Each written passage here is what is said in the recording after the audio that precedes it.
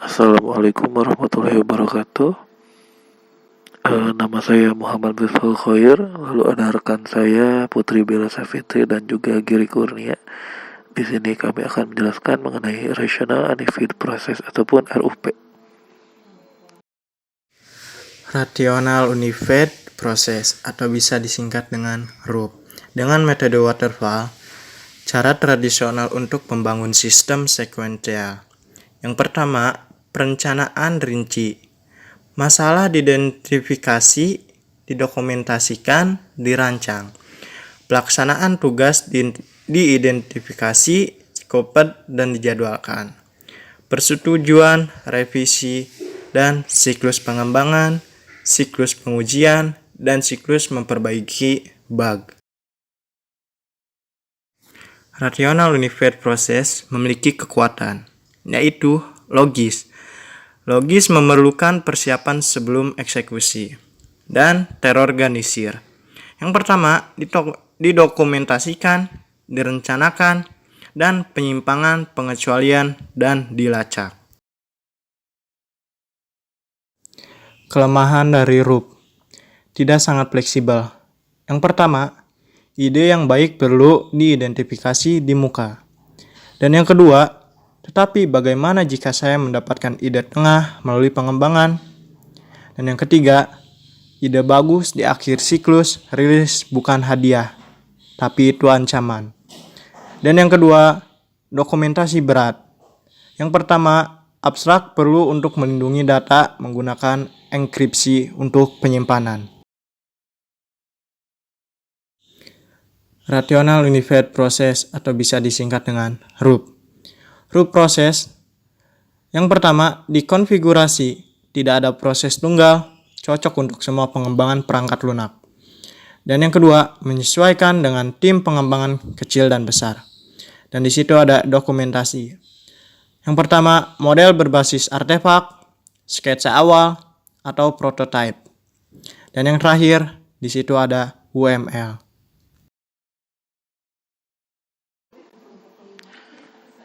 Selanjutnya, blok bangunan. Di sini pertama ada peran, siapa, artinya adalah tanggung jawab dari si peran ini. Kemudian ada tugas, bagaimana. Sini ada unit kerja, lalu ada berorientasi hasil ataupun harus berguna. Dan ada produk kerja atau apa, merupakan produk yang dihasilkan. Kemudian ada life cycle phase, ada 4 fase di sini, itu inception, elaboration, construction, dan transition. Selanjutnya ada karakteristik, yaitu sequential di alam. Dan yang ketiga ada terdengar seperti metodologi waterfall. Masing-masing fase itu berfokus pada tujuan utama, milestone delivery.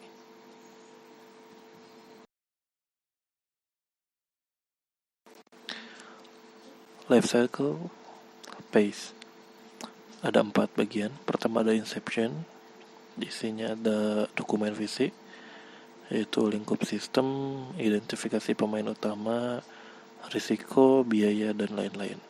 Kedua ada elaboration, isinya ada identifikasi risiko, masalah domain, dan juga analisis arsitektur. Ketiga ada construction, di isinya ada membangun perangkat lunak dan dapat dipecah menjadi iterasi. Yang keempat, terakhir, yaitu transition, transisi dari pembangunan untuk produksi. Selanjutnya, engineering disciplines. Pertama ada business modeling, yaitu pemahaman domain. Ada requirement, yaitu dokumen, visi, dan penggunaan kasus. Lalu ada analisis desain, merupakan blueprint untuk sistem realisasi. Lalu ada implementation, yaitu mengembangkan komponen. Kemudian ada testing, yaitu pengujian seluruh proyek. Dan terakhir ada deployment, yaitu rilis produk pengiriman perangkat lunak. Di sini saya akan menjelaskan tentang gambar arsitektur rasional unified process. Dan di situ ada business modeling, requirements, analysis dan design, implementasi, test, and development. Di situ juga ada inception, elaboration, contraction, dan transition. Inception, yang pertama, menentukan ruang lingkup proyek. Yang kedua, membuat business case. Elaboration, yang pertama, menganalisa berbagai persyaratan dan resiko.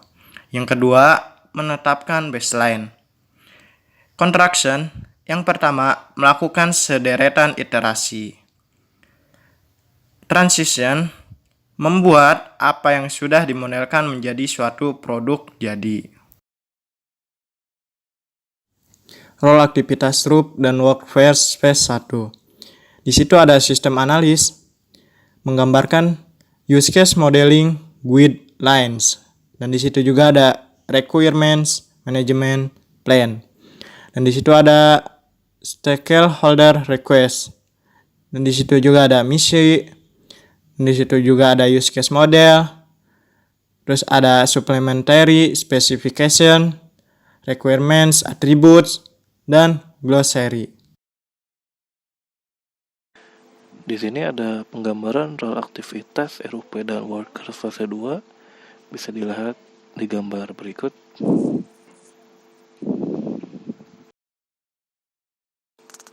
Lalu ini merupakan role aktivitas RUP dan workers fase 3. Bisa digambarkan di gambar berikut.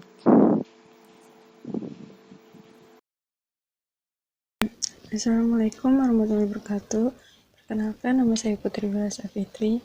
Saya dari kelas IF 18B. Saya di sini akan menjelaskan gambar role aktivitas rasional unified process and workers fase 4. Fase 4 ini setelah fase 3 yaitu analisis dan desain. Di sini ada test designer, yaitu merupakan aktivitas untuk menentukan kasus uji dari kondisi pengujian hingga pengujian perangkat lunak, yaitu interaksi komponen.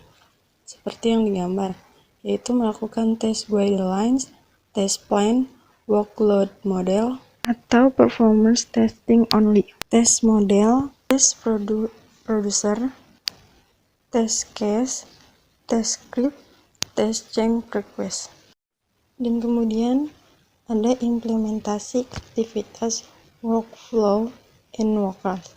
Jadi di sini ada arsitek.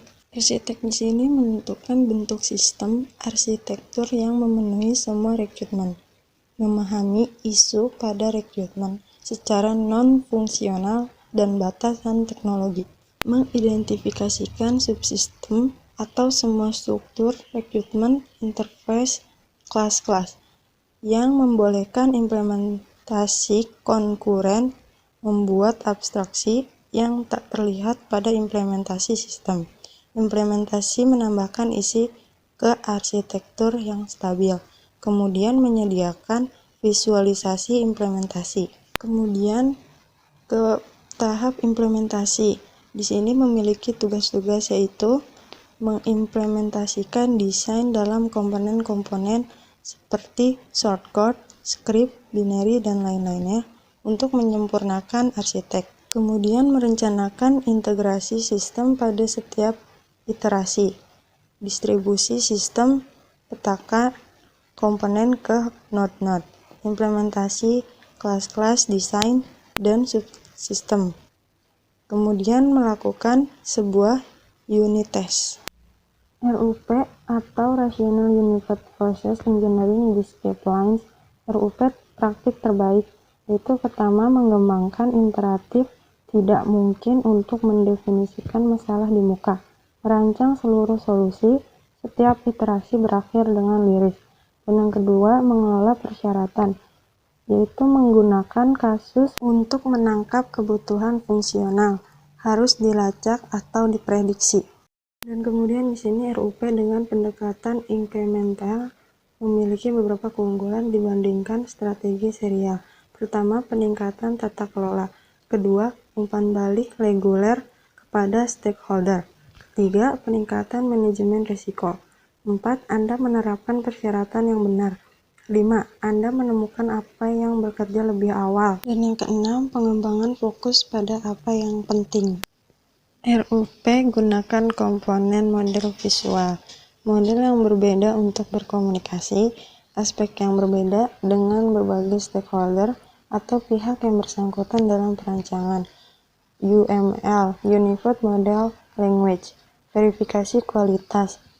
Yang pertama, ulasan, persyaratan fungsional, kebutuhan non-fungsional harus menjadi bagian dari proses perubahan kontrol, integrasi berkesinambungan. Rational Unified Process atau RUP. Rangkuman, mempunyai style manajemen. RUP bersifat prediktif, interaksi ke pelanggan baik, mempunyai kemampuan sharing yang baik.